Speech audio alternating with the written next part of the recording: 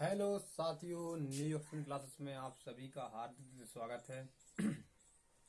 और आज हम बात करते हैं, जैसे कि हमने 3 क्लासों में एलसीएम और एचसीएफ के बारे में पढ़ा था और आज हमारी चौथी क्लास है। और चौथी क्लास में भी हम एचसीएफ और एलसीएम के बारे में पढ़ेंगे। पर आज हम एलसीएम और एचसीएफ के बारे में घातांक संख्याओं पर जो प्रश्न पूछे जाते हैं पेपर में, उन प्रश्नों पर बात करते हैं। जैसे घातांक संख्याओं पर हमारे पेपर में जो प्रश्न पूछे जाते हैं एलसीएम और एचसीएफ से, उन सभी प्रश्नों के बारे में बात करते हैं। तो आपका टाइम बर्बाद ना किया जाए और आज की क्लास हम स्टार्ट करते हैं पहले प्रश्न से। जैसे कि आपसे पूछा जाएगा कि बताइए कि 2 पर घात 2, 4 पर घात 5, 6 पर घात 8 पर घात 3, 16 पर घात 4 का एलसीएम क्या होगा। आपसे पूछा जाएगा कि बताइए कि 2 पर घात 2, 2 पर 4 पर घात 5, 8 पर घात 3 और 16 पर घात 5। और इस प्रश्न के बारे में आपसे पूछा गया कि बताइए कि आप इसका एलसीएम क्या होगा। कुछ नहीं करना, आप इसे ऐसे तो लिख सकते हो हल्की तरफ, 2 पर और घात तो नहीं सकती है, 2 पर घात 2, आप 4 को ऐसे लिख सकते हो 4, 2 पर घात 4 ऐसे लिख सकते हो क्योंकि अब जब 2 पर घात 4 की होगी, इसे 4 को तोड़ सकते हैं, 2 पर घात 2 की होगी तो 4 बन जाएगा। और ये तो है, तब घात के ऊपर घात हो जाती है तो दोनों गुणा में हो जाती हैं। घात के ऊपर घातांक करने का नियम है ये, जब घात के ऊपर घात होती है तो यानी कि घात के ऊपर घात होती है तो वो गुणा में हो जाती है। यानी कि ये तो कोष्टक लगाई है, बस एक कोष्टक और लग जाएगा इधर और वो हो जाएगा 5। अब इधर का 5 का 2 का 5 में हो जाएगा तो 5 दूनी 10, तो 2 पर घात कितनी हो जाएगी 5, 2 पर घात 10 हो जाएगी, यानी कि 2 का गुणा हो जाएगा। इसमें करेंगे बात तो 2 पर 10। अब जैसे कि इसे लिखा है तो इसे हम इसे लिख सकते हैं 2 पे घात 3 कोष्टक 2 पर घात 3। ये 2 पर घात क्यों लिखा है हमने 3, क्योंकि 8 को हम जब 2 के फैक्टर में तोड़ेंगे तो ये 3 बार आएगा 2। जब 2 3 बार आएगा तो इसे हम 2 पर घात 3 लिख सकते हैं, और 2 पर घात 3 पहले से ही थी। तो जब घात के एक संख्या के ऊपर घात और फिर उसके ऊपर एक घात, यहाँ पर इस कोष्टक की ये घात के ऊपर घात होगी तो कुछ नहीं होगा, तो इसे 3 को 9 हो जाएगा, 3 का 27। घात के ऊपर घात नहीं करना भाई साहब, कोष्टक है एक कोष्टक है, कोष्टक के ऊपर 3 की घात है, फिर अगला कोष्टक है और फिर 3 की घात है। जब आपको ऐसी घात लिखी होगी तो 3 का गुणा 3 में हो जाता है। तो देखिए 3 त्रिका 9, तो आप इसे ऐसे लिख सकते हो 2 पर घात 9। वैसे ही आप 2 पर यानी कि 16 पर 4 की घात है तो आप ऐसे कह सकते हो कि 16 पर 4 की घात एक बार और निकल कर आएगा, यानी कि 2 पर 16 पर 4 की घात तो है, इसमें आपको 2 पर 4 की घात और निकल कर आएगा, यहाँ से निकल कर आएगा ना। वैसे और फिर कोष्टक ये तो है ही, इसके ऊपर ए लगा हुआ है, ये तो है ही, और इसके ऊपर 4 की घात है। जब 2 पर घात 4 की निकल कर आया अपना, और 4 ऊपर है ही पहले से, 4 चौको 16, यानी कि 2 पर घात 16। जब आधार समान हो चुके हैं, अपने आधार क्या समान हो चुके हैं, तो अब अपन से क्या पूछा गया है पेपर में, हमसे पूछा गया है, प्रश्न में पूछा गया है कि हमें एलसीएम याद करना है। जब आधार तीनों के समान, चारों के समान है तो एलसीएम आप याद कर सकते हो। और एलसीएम कई संख्या होती है, एलसीएम ऐसी संख्या होती है जो कि इन 4 जो कि हर संख्या से भाज्य हो जाती है। जैसे कि पेपर में कोई भी संख्या पूछी जाती है और अपन को एलसीएम पूछने के लिए कहता है तो हम एलसीएम निकालते हैं, तो एलसीएम एक यही संख्या होती है, दी हुई संख्या से पूर्णतः विभाज्य हो जाती है। वैसे ही हम इन 4 संख्याओं में से कौन सी संख्या ले गए कि आधार समान है तो संख्या 1 लेना पड़ेगा, कौन सी संख्या ले गए कि इन चारों संख्याओं से पूर्णतः विभाज्य हो जाए। अगर हम 2 पर घात 2 लेते हैं तो 2 पर घात 2 लेंगे तो 2 पर घात 5 से विभाज्य नहीं होगी, क्योंकि 2 पर घात 2 होगा तो इसे जब 2 पर घात 10 से विभाज्य करेंगे हम इससे तो ये कटेगा ही नहीं। नहीं कटेगा। तो हम सबसे बड़ी घात वाली आधार समान होने पर जिस आधार पर सबसे बड़ी घात होती है उसी को हम एलसीएम मानते हैं। तो यहाँ पर सबसे बड़ी घात कौन सी है? 2 पर घात 16। तो 2 पर घात 16 हम लेते हैं। तो 2 पर घात 16 का मतलब होता है कि 2 16 बार लिखा हुआ है, गुणा में 2 16 बार लिखा हुआ है। जब गुणा में 2 16 बार लिखा हुआ है तो हम इसे 9 से भाग देंगे, यानी कि 2 बार 9 से 2 पर घात 9 से भाग देंगे तो चला जाएगा, क्योंकि 16 बार 9 बड़े हैं और 2 9 बार छोटे हैं। वैसे ही हम इसका भाग देंगे तो ये भी चला जाएगा इसमें 2 पर घात 16 में। वैसे 2 पर घात 2 का भाग देंगे तो 2 पर घात 16 में इसका भी भाग चला जाएगा। तो आपके उत्तर का आंसर, प्रश्न का आंसर क्या हुआ? तो आपके प्रश्न का आंसर हुआ 2 पर घात 16, जो कि ये घातांक संख्या पर आधारित एलसीएम निकालने का तरीका है। वैसे ही आपसे और कुछ पूछेगा, आपसे पूछेगा, हमने इसे मिटाने का यानी क्या रख दिया है, चलिए यहां से मिटा देते हैं इसे।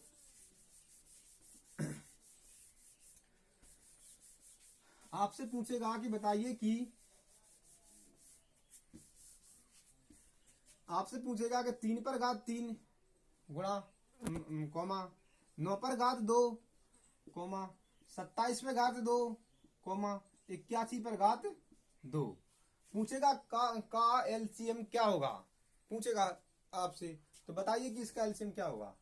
तो इसका एलसीएम निकालने के लिए आपको कुछ नहीं करना पड़ता। अभी हमने बताया कि इसे 3 पर घात 3 है, इसका मतलब 3 बार लिखा हुआ है फैक्टर में, गुणा में। तो 3 पर घात 3 तो निकल कर आएगा, क्योंकि 3 को हम और नहीं तोड़ सकते हैं इसे 3 को। तो 3 पर घात 3 का निकल आया। 9 पर घात 2 है, तो हमें 3 बनाने के लिए हम 9 का क्या कर सकते हैं, 3 बनाने के लिए हम 9 पर 2 की घात तो है, पर यहाँ 3 लिख लेंगे तो 3 पर 2 की घात और हो जाएगी। इसका मतलब 3 पर 2 की घात कोष्टक और कोष्टक के ऊपर 2 की घात। जब कोष्टक के ऊपर 2 की घात है तो 2 का गुणा होगा 4 हो जाएगा। तो 3 पर कितनी घात हो जाएगी, 3 पर 4 की घात हो जाएगी, 3 पर 4 की घात कॉमा। वैसे हम 27 को सोल्व करेंगे, यानी 27 पर 2 की घात तो है, पर हम इसमें से 3 निकाल सकते हैं। हम अगर 3 का 3 बार गुणा करते हैं, 3 और 3 तो 3 में 27 हो जाएगा, 3 3 का 9, 3 में 27 हो जाएगा। तो कुछ नहीं करना इसमें। 3 पर हम ये कह सकते हैं कि 3 पर 3 की घात कह सकते हैं, हाँ 3 पर 3 की घात कोष्टक, और ये 2 तो है इसकी घात 2 की घात कोष्टक पर फिर गुणा होगा इसका 3 का 2 में, कोष्टक के ऊपर है, कोष्टक के ऊपर का है तो 3 दूनी 6। तो हम इसे ऐसे लिख सकते हैं मिटा कर कि 3 पर 6 की घात कोमा। वैसे हम 81 को हम फैक्टर में तोड़ेंगे तो 3 3 3 3 4 का 4 बार 3 का गुणा करेंगे, जब हमारे 81 निकल कर आएंगे। तो हम इसे कह सकते हैं कि 3 पर 4 की घात कोष्टक और 2 की घात, और इसका गुणा सकते हैं हम 4 का 2 पर।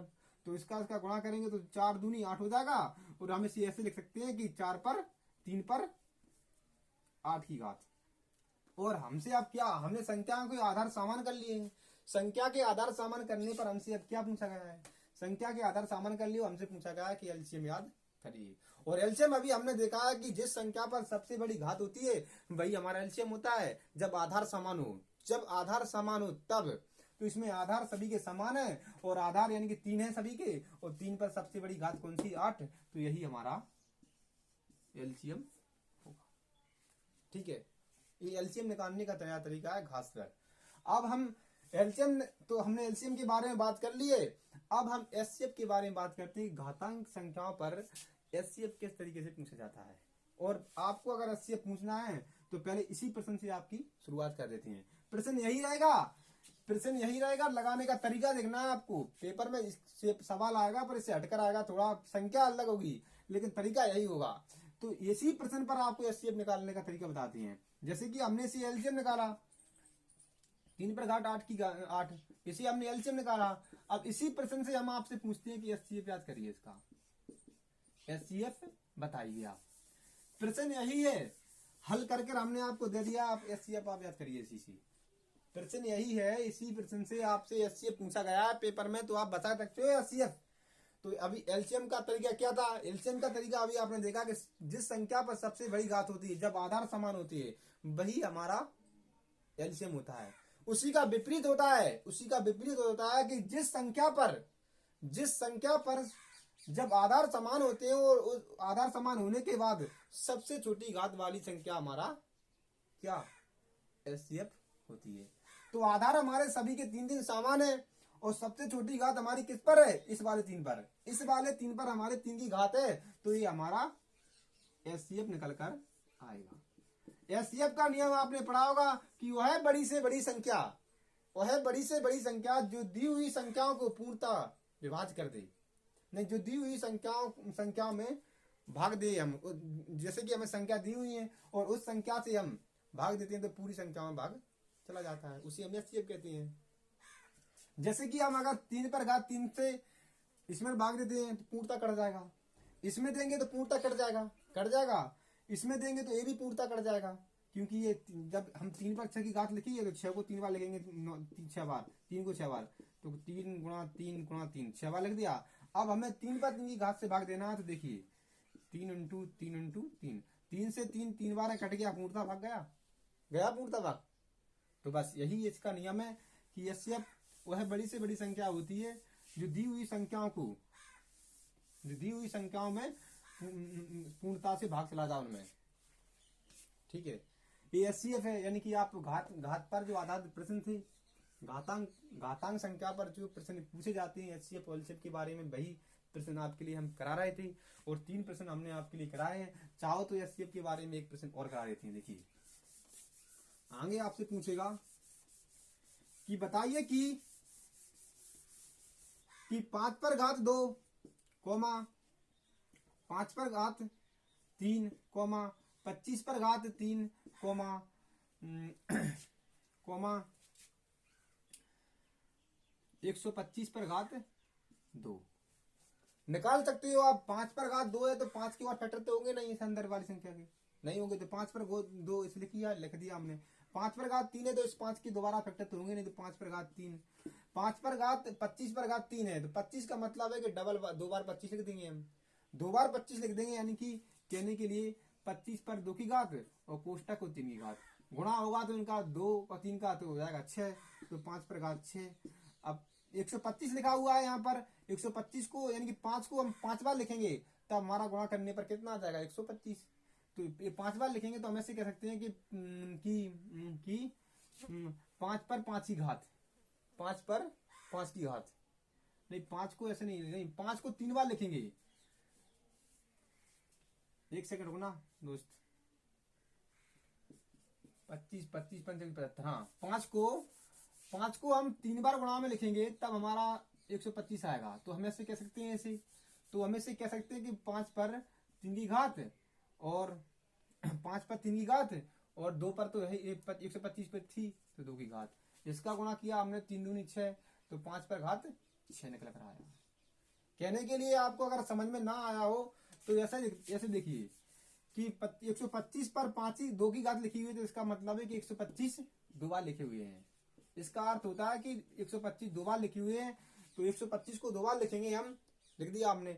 फिर हम इस 125 को तोड़ेंगे तो 125 हमारे ये वाले 125 3 बार हो जाएंगे, 5 इंटू 5 हो जाएगा 125 हो जाएगा। इस गुणा का चिन्ह फिर लगाया, इसको तोड़ेंगे हम तो 5 इंटू 5 फिर हो जाएगा 125 हो जाएगा। तो हमने देख लिया कि गुणा में 5 क्या बार गुणा में लिखी हुई है, हर 5 ही 5 है ना ये। तो देखिए कि 1 2 3 4 5 6 हमारी 6 संख्याएं, यानी कि जो 5 6 बार लिखा हुआ है गुणा में, जब हमारे ये लिख कर आया है, उसी का मतलब है ये कि 5 पर घात 6। और हमसे एचसीएफ पूछा गया तो हमें देखना है कि आधार समान है, और आधार समान है तो जिस संख्या पर यानी कि जिस आधार पर सबसे छोटी घात होती है वही हमारा एचसीएफ होता है। तो सबसे छोटी घात हमारी कहाँ पर है, ये सबसे छोटी घात हमारी 5 पर घात 2 है, तो यही हमारा क्या निकल कर आया, यही हमारा निकल कर आया है एचसीएफ। कहने के लिए बहुत आसान तरीका है, आपको पेपर में इसी आधार से अगर प्रश्न पूछता है तो इसी का आपको पेपर में सॉल्व करना है। इससे अच्छा तरीका कोई आपको नहीं बता पाएगा। कंटेंट अच्छा दे रहे हैं आपके लिए, जो पेपर में पूछा जाता है वही कंटेंट मिलेगा आपके लिए यहाँ पर। तो दोस्तों आज की क्लास हम यहीं पर रखते हैं, क्योंकि घातांक संख्या पर आज के लिए प्रश्न लेकर आया था। आज की क्लास आज थोड़ा मैं लेट था, इसलिए क्लास देर से बनी हुई है, कुछ काम में लग गया था मैं, तो नाराज मत हुआ करो। ये हमारा आज की क्लास थी जो कि आपके समक्ष है। अगर क्लास आपको अच्छी लगी हो तो लाइक करना, सब्सक्राइब करना मत भूलिए, और शेयर तो आप कर दिया करो, क्योंकि क्लास बनाने में बड़ी मेहनत लगती है। तो जय हिंद साथियों।